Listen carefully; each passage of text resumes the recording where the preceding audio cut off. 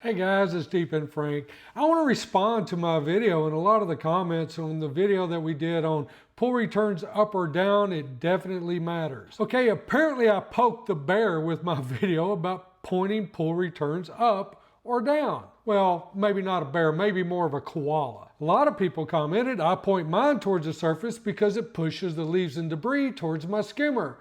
Fair enough, but I want you to think about something. Are you actually pushing debris into the skimmer or are you blowing it right past the skimmer?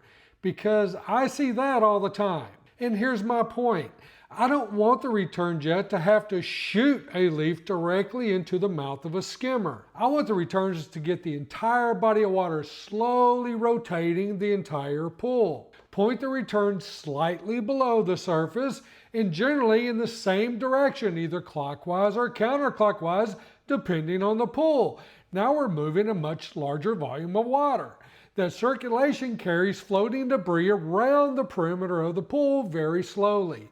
And when that debris gets near the skimmer should pull it in if that skimmer is functioning properly. That's its job. If leaves and debris repeatedly float right past your skimmer unless you aim a return directly at it, I would start asking some other questions. Is the skimmer actually pulling enough water? Is the skimmer basket clean? Is the skimmer line restricted? Is your water level correct? And here's the big one, is your weir door actually there and functioning properly? That little door matters. A properly functioning skimmer and weir create the surface water draw that helps capture debris as it passes in front of the skimmer. So before we use return jets to compensate for poor skimming, let's make sure the skimmer is actually working the way it was designed to work. This is why I generally prefer returns pointed slightly downward and in the direction I want the pool to rotate. You're keeping more of that return energy underwater, and through entrainment, that return jet pulls water along with it. So you're not just moving the water coming through that little eyeball, you're helping move a much larger volume of pool water. That's what I want.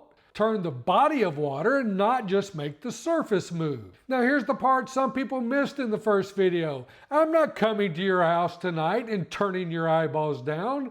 If pointing your returns toward the surface works great for your pool, keep doing it. Seriously, but understand what else you're doing when you increase the surface turbulence. You're increasing aeration. That accelerates CO2 leaving the water, which tends to make your pH rise faster. You're also increasing evaporation. More evaporation means more water loss and more heat loss. Right now, you could use the heat loss. And you're directing more of the return's energy into surface disturbance instead of using that jet to entrain and move a larger volume of water below the surface. Those aren't opinions.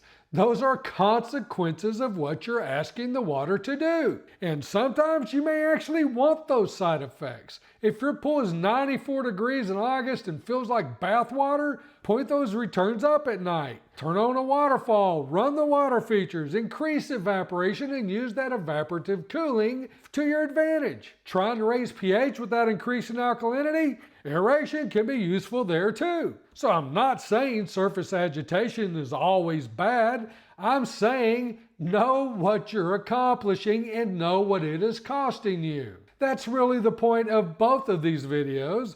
There isn't one return position that I'm always going to tell you is mandatory for every swimming pool on earth. Pools are different. Plumbing is different. Skimmer locations are different. Wind direction is different.